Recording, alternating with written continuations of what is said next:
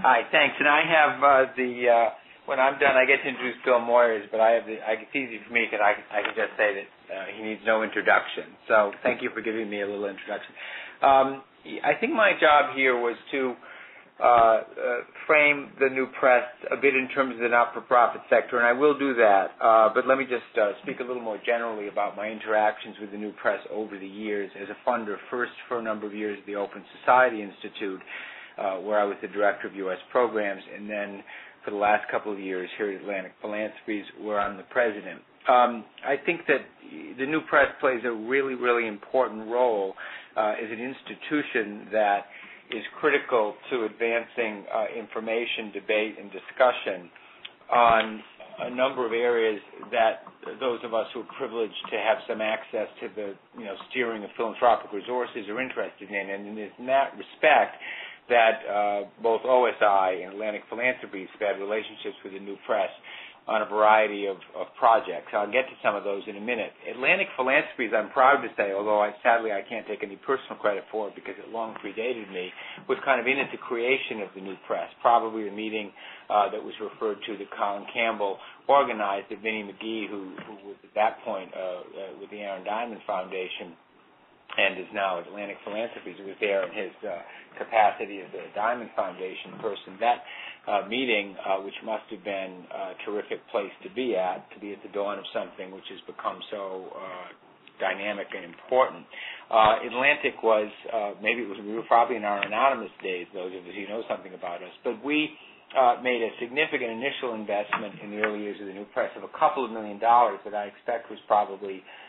critical in capitalizing the new press and getting it underway. And why do we do that? Because Atlantic, as a foundation, had a strong interest then and now in a strong not-for-profit sector, and particularly in the strength and health of social movements and advocacy organizations that are the key elements of that sector. And in a society where it's very important that we have a robust debate on ideas and on policies, a press like the new press, particularly given some of the trends that have been alluded to in commercial publishing and in the media generally in recent years, is a really important institution to have. So I'm sitting here actually in my office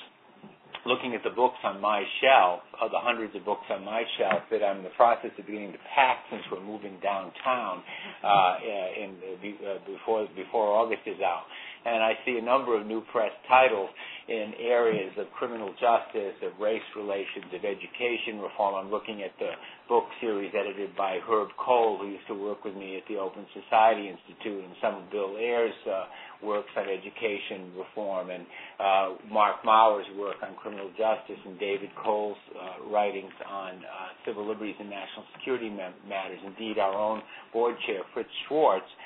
who's a senior counsel at the Brennan Center, who's on vacation and can't be with us today, has published with Aziz Hook a terrific book about executive secrecy and privilege with the new press. So it's hard to find an area of concern to a foundation like Atlantic, or indeed most of the foundations funding progressive causes, that the new press hasn't touched, and whose books have not played a significant role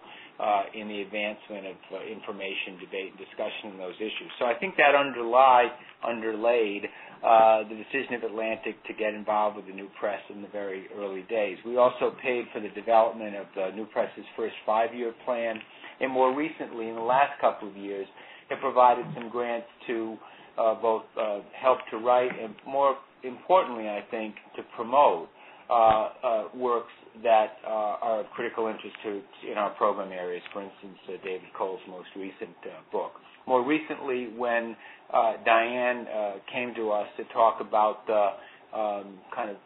diciness of the current situation, which is no surprise because it's always been a struggle to have a progressive not-for-profit publishing house, and it's remarkable and terrific that it's endured and survived and thrived as long as it has. But in the current environment, where so many, where philanthropic and private charitable dollars are ever scarcer, that the new press, like many institutions which we fund, should find itself in a much more perilous situation and needing the help of its friends and indeed of people who have looked kindly upon it and read its books and relied upon it but may not have become supporters today, came to us kind of some help with bridging the gap this year, and we readily agreed to provide some funds to get them in a situation, along with some other people on the phone,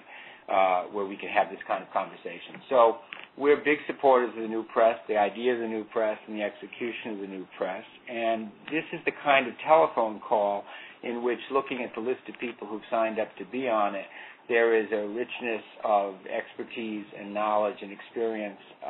on both the presenting end and the so-called listening end. So I'm eager to wrap up my remarks and get us to the stage of the call where we can be interactive as soon as possible. So that is not, Bill, an exhortation to you to be brief, but it is by way of wrapping up what I had to say and introducing Bill Moyers. Take us to the next part of the conversation. Bill?